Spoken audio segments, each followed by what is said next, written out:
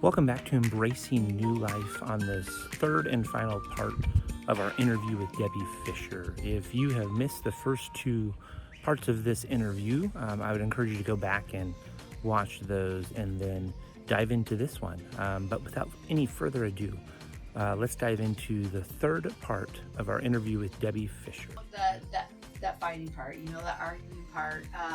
One thing John Gottman has said, reading some of his stuff, he's also, but he's been in couples research for 40, 50 years. Yes. He is one of the main grandfathers of couples counseling. One of the things that he says in healthy marriages, those healthy marriages, because he has researched so many of them, they're not without fighting. No, they're right. not without arguments. For sure. It's about how many times they try to make repair during the argument and after the argument. It is that attempt for repair. Yes. I was thinking about that, and in Terry Reel's work too. He talks about that all couples are in one place. It's harmony, disharmony, repair. Goes back to harmony, disharmony, repair.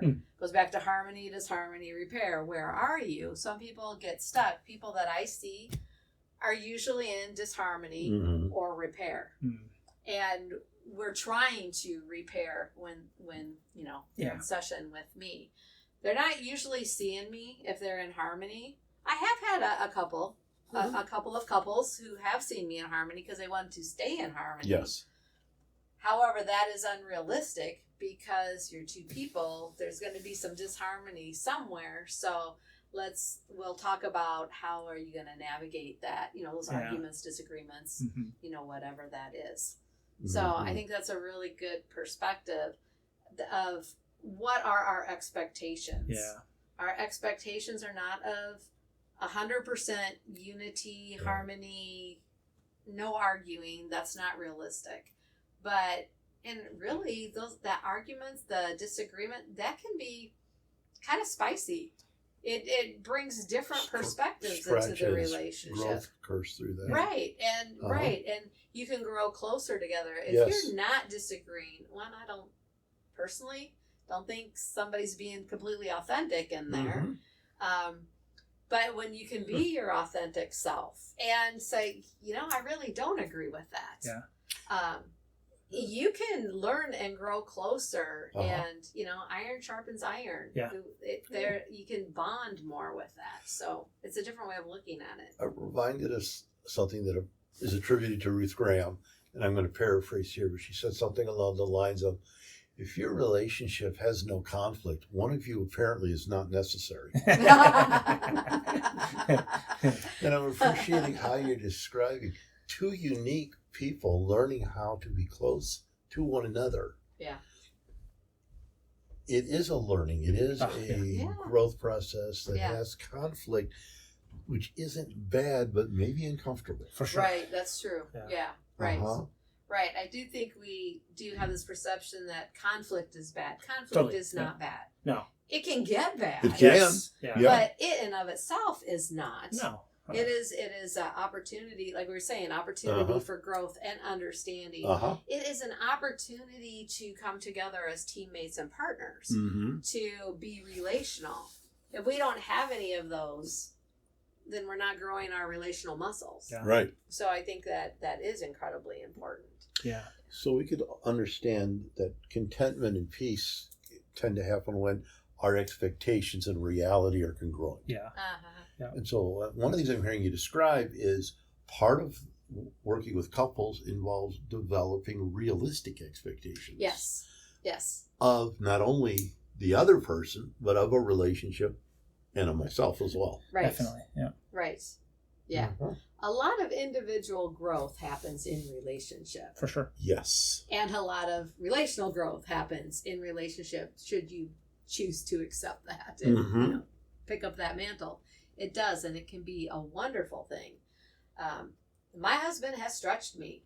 He has really stretched me. It hasn't always been quiet in those stretches either. We are what you would call, we're both fighters. It's our personality. We have strong personalities. But that's part of what drew us to each other, Yeah. because we Mhm. appreciate that about each other. But the same thing that you appreciate, sometimes you don't like a whole lot either. For sure. But Yeah. that's what that individual perspective too, but I'm right, you're wrong, or me, versus, okay, how can I help you? Yeah. Those are things that we all have to learn, which, that's what Jesus did. Yeah. He met us where we were at, or he meets us where we're at, Mhm. and he comes alongside us, and we don't have to clean ourselves up and be perfect for him to love us. It should be that way in relationship too. For sure. Mhm. Yeah. Sometimes we'll describe the sense of thinking about needs, that he has needs, she has needs, and the relationship has needs. That there's three entities. In your work with couples, do you talk to them about caring not just for myself and you, but caring for the relationship? Yeah. Yes. And sometimes that's kind of a hard concept, Uh-huh. because we're in America and we are very much an individualistic society. So I keep coming back to that. Yep. But that is, I mean, I even, I think it was before I became a therapist, I bought a book by a pastor, His Needs, Her Needs. I don't think I read very much of it. I mean, it's a good book, but I don't think I got very far. If I did, I don't remember, because it was a long time ago. But I mean, I think it's good. It's good for us to know what each other's needs are. But I do think what you're talking about is very good, to step back and look at, okay, so what is healthy for the couple? Yeah. And what is healthy for our relationship? So I do try to, help us step back and talk about that. And in that, her needs are important. His needs are important. So recognizing that, setting yourself aside for a second, recognizing the other's needs are important, then what you're doing is you're tending to the needs of the relationship.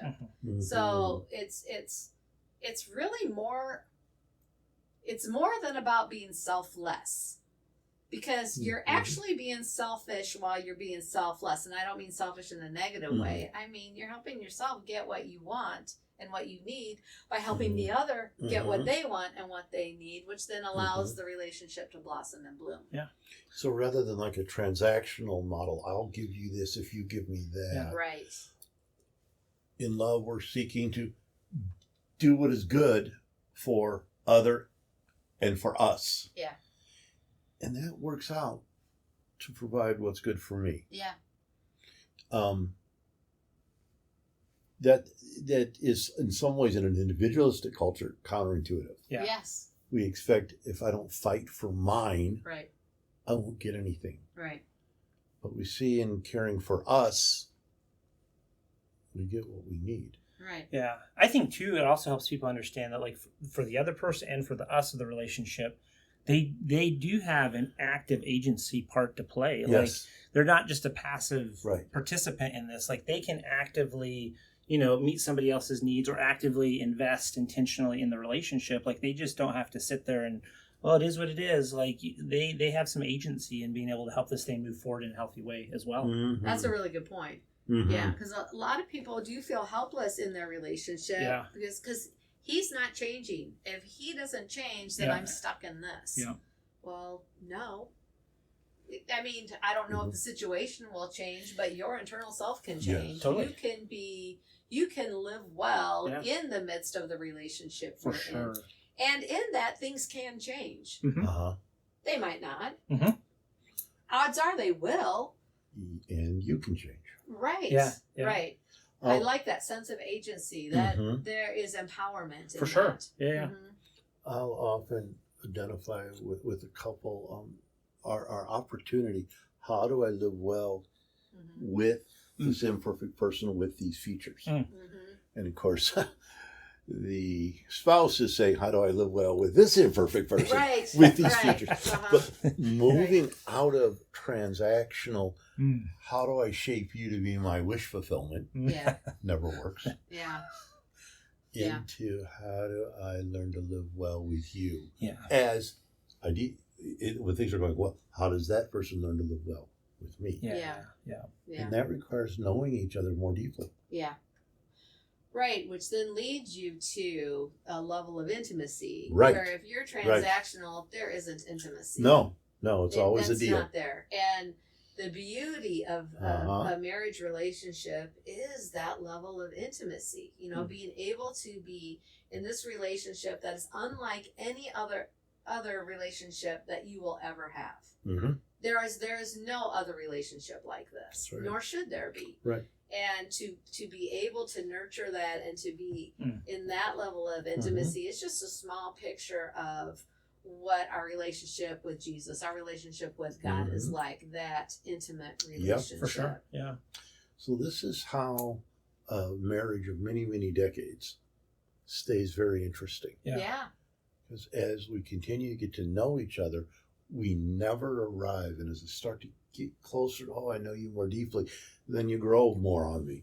And now I got more to learn. Right. And it doesn't get boring. Yeah. No, not at all. No. We're dynamic. We're always changing. Yes. Yeah. Oh, absolutely. Yes. And don't you want to know the other person more deeply, you know, in those changes? I know I'll work with couples who say, well, he should know what I want. We've been married 40 years. He should know. I'm not going to tell him because he should already know. I'm like, that is a setup for failure for both of them. Absolutely. 100%. No, he should not know. Have you told him? Oh, I've told him for years. Like, was he listening? Maybe, maybe not. But to your point, we do grow. Things do change. Yes. And to be honest, me personally, I don't want to have to assume what's going on in my husband's head. Oh. I don't want to. That's too much work. Yeah. I don't want to do that. I want us to be able to tell each other, share what's going on in our heads, share what's going on in our hearts. Right. And that's where we connect. Exactly. Yeah. You know, the research on this is very interesting. We humans are quite confident we know what's going on in other people's heads. Yes. And we're very inaccurate. Yeah, for sure. You know, we hang on to those rare moments that we got it right Yeah. when we were close. Yeah. We hang on to that like it's always that way. Yes. Yeah. Yeah, it's not. It's not. I learned that with my husband. I thought for sure he was thinking a certain thing. And we had talked about it, and for some reason, the light bulb went off on me. I think it was because I was, at the time, learning more about cognitive behavioral therapy. And I was, trying to figure out, okay, what are my distorted thoughts in here? What is the evidence that these are true? And I came up with all of this evidence that he loves me, that he cares for me, that he is doing the best thing for me. And it's like, it was a light bulb that went off like, wow, for, I don't know, 15 years, I've been thinking something that's not true. Yeah. I mean, it occasionally could have been true, but it's not true, because what I was thinking of was that he didn't love me. Like, okay, that's ludicrous. And it was ludicrous. Just because. And he wasn't able to prove to you. Right. Because our assumptions are going to govern our beliefs. For sure. Yes. Confirmation bias. Yes. Yep. And for me to come up with that, aha moment, he had absolutely nothing to do with it. He didn't even know. In fact, if he watches this, he'll know. but he may not have even known what was going on in my head, Right. And you're right. He wouldn't have been able to prove that to me. But when I could really be honest with myself in a situation. And I love doing that with couples. Yeah. I love challenging that with couples. I do. And to see the aha moment that happens can really change the relationship. For sure. That's one thing I talk with couples a lot about too, is just the narratives that they carry, because those narratives define the bias that we have. And that confirmation bias drives the way we interpret the data. And so you get sucked into this loop when you're not careful of like, he doesn't love me, she doesn't love me. And then everything is twisted to reinforce the belief that he doesn't love me. Right. And if you would just communicate that or challenge that narrative, or offer different interpretations of the data, like you can get past it. But because of all that subconscious processing that occurs, if you don't get in and dig into it like you do with couples, it can create devastating results, absolutely.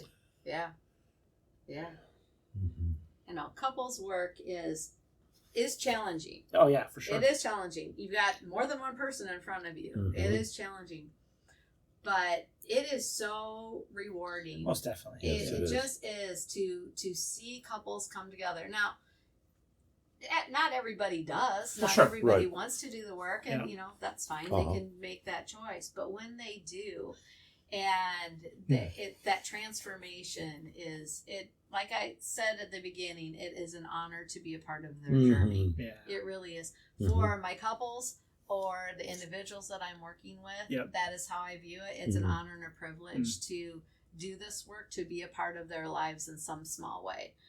I wouldn't trade that for anything. It's a blessing from That's God. awesome. I sometimes think of marriage as the laboratory of love. What I mean by that is there's this one relationship where people in front of God and others say, I'm not going to quit. Now, how do I learn how to love? Sometimes the harder part, how do I learn to receive love? Yeah. Mm-hmm. How do I learn how to forgive? How do I learn how to have peace with an imperfect person? Mm-hmm. And as we're running all these experiments and working it out, that's generalizing to the rest of our lives. Mm-hmm. Yes. For sure. Yes. And we're learning so much about ourselves and about being a person Yeah. inside that relationship. Yeah.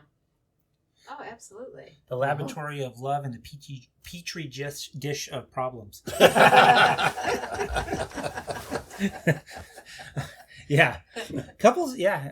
I mean, relationships, it's the greatest of times and the worst of times. All our best moments are in relationship and all our worst moments are No one typically. can hurt us more. Yeah. Yeah. Typically, no one can hurt us more than our spouse. Yeah. Yeah. But also, we can many times find our greatest sense of being known Yes. Yeah. in that relationship as well. For Yeah. sure. Yeah. Well, I come back to, what you say so often, Dan, is that we are created to know and be known. Mm-hmm. We are created to love and be loved. And in a marriage relationship, it is very evident that that's why the marriage is so important. One reason why it's so important, because we are created for that type of intimacy, that type Mhm. of relationship. And that to know and be known by our spouse is huge. To love and be loved by and for our spouse is it's so innate in us. It's part of who we are. Oh, for sure. That Yeah. it is really incredible when couples come in and want to work on their relationship. I admire that because I know they're coming in, they're going to do the hard work. It's down and dirty. It is not a walk in the park by any means.